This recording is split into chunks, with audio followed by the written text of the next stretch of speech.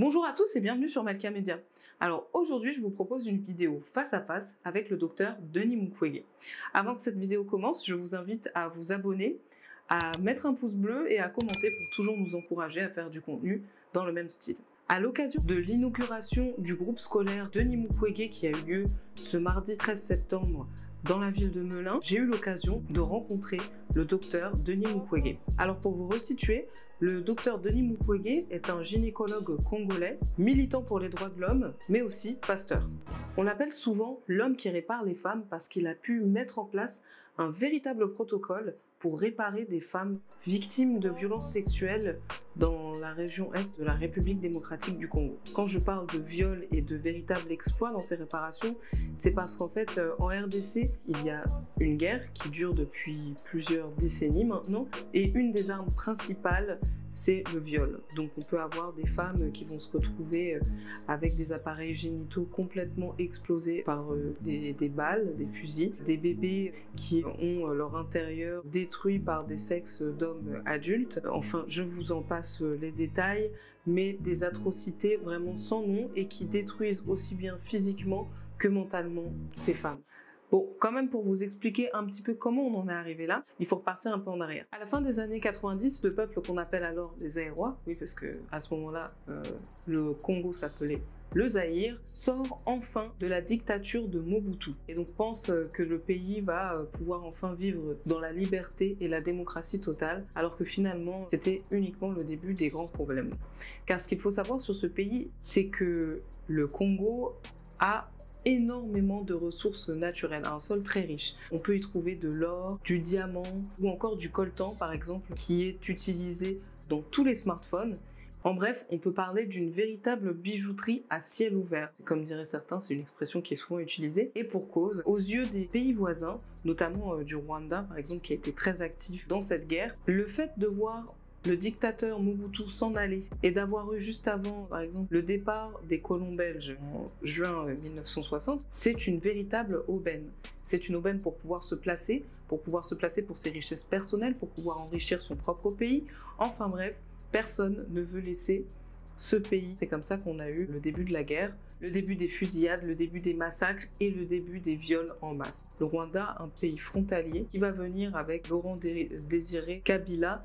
Donc Laurent Désiré Kabila va tout simplement s'emparer du pouvoir, devenir président, renommer le pays République démocratique du Congo et va laisser la porte ouverte au viol que l'on connaît aujourd'hui. Donc je vous ai vraiment fait un grand résumé de cette partie de l'histoire qui est très complexe. Si vous souhaitez que je fasse une vidéo pour approfondir un peu ce sujet ou même une série de vidéos vu la complexité, vous me mettez un pouce bleu et à 500 pouces bleus, bah écoutez, je fais une vidéo spéciale sur le sujet. Sinon, pour en revenir à notre docteur Mukwege dans tout ça, il est né à Bukavu, dans l'est du pays, dans les années 50. Donc il va partir faire ses études en France, va revenir dans son pays parce qu'il a l'envie, voilà, d'apporter un plus à son pays. Il va travailler dans un hôpital de sa région et cet hôpital va se faire détruire par la guerre. Donc suite à ça, il va s'exiler, puis revenir avec une association qui va lui permettre de construire l'hôpital Panzi. Donc cet hôpital est aujourd'hui reconnu puisque c'est là où le docteur Mukwege a reçu les premières victimes de violences sexuelles et a pu mettre en place son fameux protocole pour sauver ces femmes. Et c'est là qu'il va mettre en place le protocole qui va permettre de sauver des femmes, des enfants, des bébés qui ont subi d'énormes violences sexuelles. C'est comme ça que le docteur Denis Mukwege va aussi pouvoir partir dans le monde afin de donner des conférences pour expliquer cette technique. C'est aussi comme ça qu'il va faire connaître un peu plus ce qui s'est passé dans le pays, ce qui se passe dans l'est de la RDC notamment, et c'est comme ça qu'il va recevoir plusieurs prix très nobles, dont le prix Nobel de la paix en 2018. Aujourd'hui, le docteur Denis Mukwege, c'est deux fondations, la fondation Panzi, la fondation Dr Denis Mukwege. C'est aussi plusieurs associations et œuvres caritatives, beaucoup de projets, tout cela dans le but de venir en aide à ces femmes et ces enfants. C'est pour toutes ces raisons qu'aujourd'hui, le docteur Denis Mukwege compte de nombreux admirateurs à travers le monde. Donc l'inauguration de ce groupe scolaire Denis Mukwege à Melun ce mardi 13 septembre est un symbole fort et c'est pour ça que de nombreuses personnes n'ont pas hésité à faire le déplacement de très loin. Donc, comme beaucoup, nous avons été informés de cet événement sur les réseaux sociaux. Nous avons reçu une invitation, nous avons vu des articles aussi. Alors forcément, on s'est dit que nous aussi, on allait se rendre à cet événement. Voyant cela et voyant qu'il n'y avait pas plus de précision Avant d'y aller, quand même, j'ai voulu prendre quelques renseignements. C'est comme ça que j'ai appelé la mairie de Melun. C'est comme ça qu'ils m'ont dit qu'ils n'avaient pas plus d'informations, qu'ils ne géraient pas le docteur Mukwege. Ils m'ont donné l'adresse et je me suis dit, qu'à cela tienne, j'y vais. Je vais rencontrer le docteur Mukwege, c'est comme ça que j'y suis allée. En arrivant sur place, c'était plus compliqué, il fallait être sur liste et s'inscrire auprès de la mairie en fait. Comme nous, beaucoup n'étaient pas au courant, beaucoup étaient déçus de ne pas pouvoir entrer. Mbote bandeko, tozali na Melun.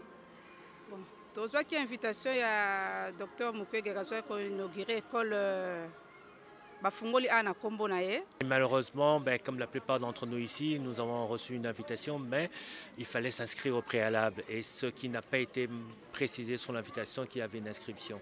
On s'attendait à voir le docteur, je pense. On s'attendait à le voir, pouvoir peut-être échanger un mot, mais ne serait-ce que le voir et écouter le discours qu'il aurait eu suite à l'inauguration aurait été pour nous un grand plaisir. On aurait pu quand même nous laisser entrer tout en respectant le mot d'ordre, la sécurité. Tokomi awa, bon, babi sur invitation, mais toza na ba invitation na téléphone, balingi yango te fallait tout ça enregistrer na mairie. Donc là, je suis obligé d'attendre Mamouké. Peut-être il va passer. Pour te Mamouké, toi assister quand même parce que moi, journée na biso pour toi ya, tu combien de déception, mais c'est pas grave. L'essentiel est que tu ya, baninga miso pe ba aller aux alentours, ba côté. L'essentiel est que sa présence n'est pas que tu allez à Bissau Congolais. Je suis un peu plus frustré que j'avais son livre que je voulais qu'il me le dédicace. Et voilà, ça m'aurait fait plaisir de le voir, même si pas le voir, mais que mon livre soit dédicacé par lui, parce que son combat est un peu le nôtre.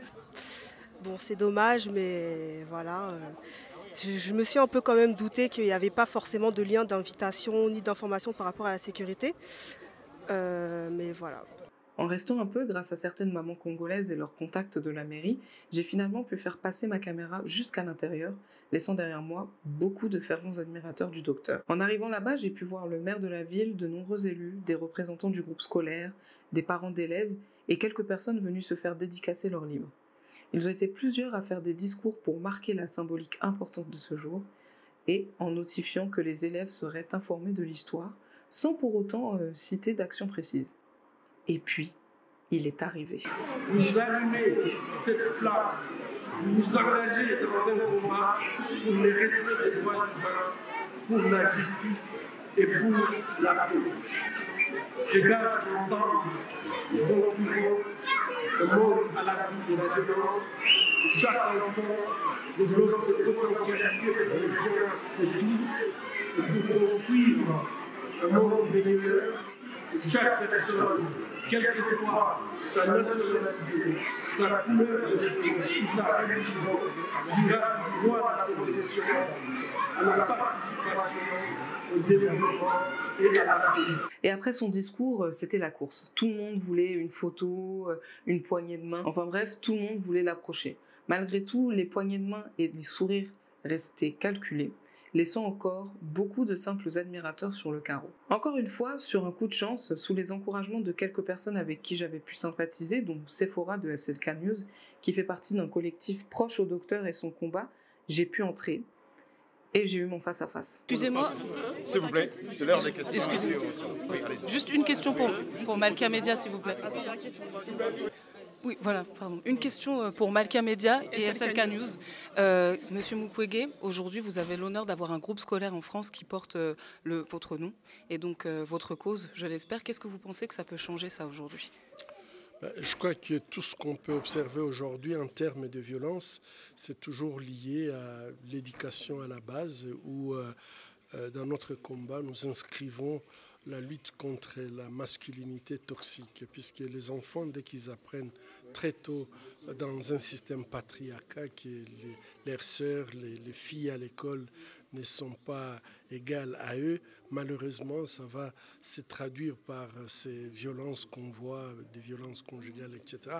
Et je pense que donner à cette école mon nom, j'espère, et les professeurs m'ont promis ça, qui vont faire donc en sorte que les enfants sachent pourquoi l'école s'appelle Denis Mukwege. Donc ça sera la pérennisation de notre lutte.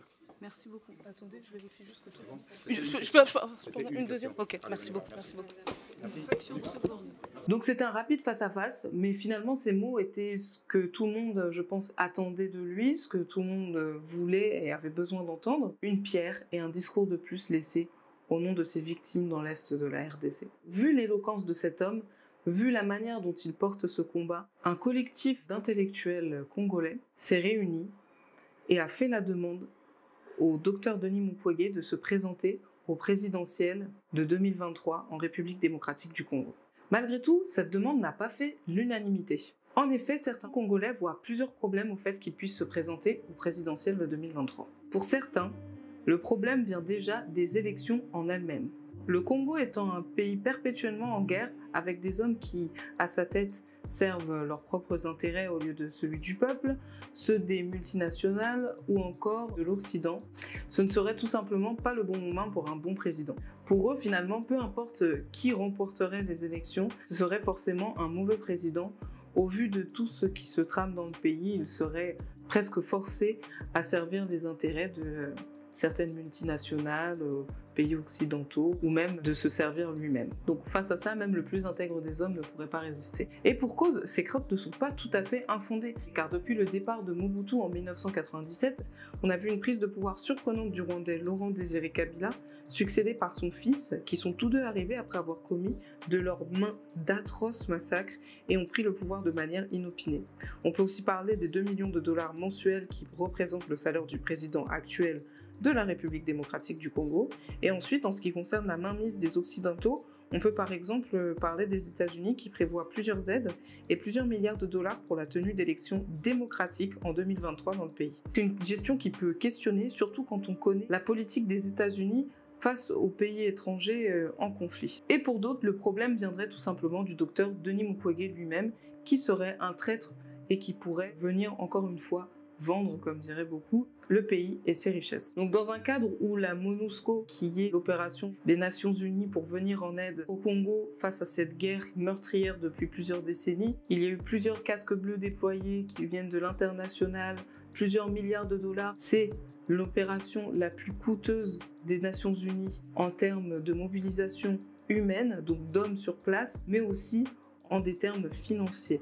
Et quand on voit que tout ça n'aura pas permis d'arrêter la guerre, quand on voit que de nombreuses personnes ont pu se faire massacrer devant même des casques bleus de la MONUSCO, quand on voit que le docteur Mukwege a pu faire un discours des plus émouvants aux Nations Unies après avoir été nommé prix Nobel de la paix et que cela n'a pas changé le sort des personnes qui vivent à l'Est et qui subissent la guerre. Quand on voit aussi que le docteur cumule plusieurs fondations, œuvres caritatives, discours à travers le monde pour sensibiliser sur cette cause, mais aussi sa présence à des événements où le prix du billet d'entrée est assez peu accessible, on peut comprendre que certains puissent douter que le docteur Mukwege serait tout simplement la solution. Quoi qu'il en soit, aujourd'hui, sa présentation au titre de président de la République démocratique du Congo fait débat. À ce jour, on n'a toujours pas de réponse claire de la part du docteur Denis Mukwege, mais malgré tout, pour en revenir un peu à cet événement du groupe scolaire Denis Mukwege, il n'empêche que ça reste un symbole fort. Cet événement aura pu donner des idées à certains, aura pu donner beaucoup d'espoir à d'autres, comme par exemple ces deux personnes. Maman Marine Sotokela, naza une citoyenne de Melun. Toye awa po toza na esengo mingi na ndenge ke ville na biso ya Melun ba honorer papa na biso, papa Denis, papa docteur Denis. Yango toza na esengo mingi. Que cette école, on l'ait appelée Denis Mukwege. J'espère que les enfants, toutes les générations qui viendront dans cette école comprendront le combat du docteur Denis Mukwege pour les violences faites aux femmes, des violences atroces que je préfère vous inviter à lire ce livre parce que les décrire c'est horrible. J'en ai encore pleuré ce matin.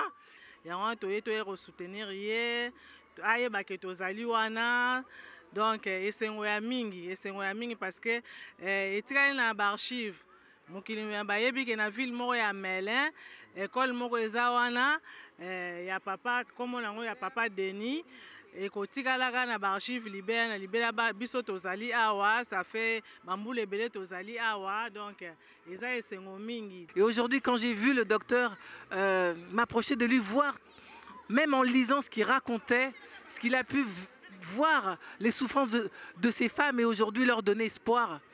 Moi, ça me donne espoir aussi pour toutes les violences faites à toutes les femmes dans le monde. Na Congo pe yebani ke na kati awa papa na biso Denis Mukwege azali awa donc eza esengo mingi eza lokumu fierté pour na biso ba maman congolaise. Cette vidéo face à face avec Denis Mukwege est maintenant terminée. Si elle vous a plu, n'oubliez pas de vous abonner pour nous soutenir, bien sûr, et nous pousser à continuer de construire autant de contenu dans le même genre, à mettre un pouce bleu et à commenter. Quoi qu'il en soit, je vous dis à très vite sur Malka Media. Comment vous avez fait? Finalement, il est venu nous chercher, on sait qu'il travaille trop, il nous a dit rentrer, et du coup on a eu la chance. Quand on t'a vu passer, on était trop contents, on a dit ça pourra filmer pour nous. C'est un problème d'organisation. Tu sais, même mon invitation a été zappée.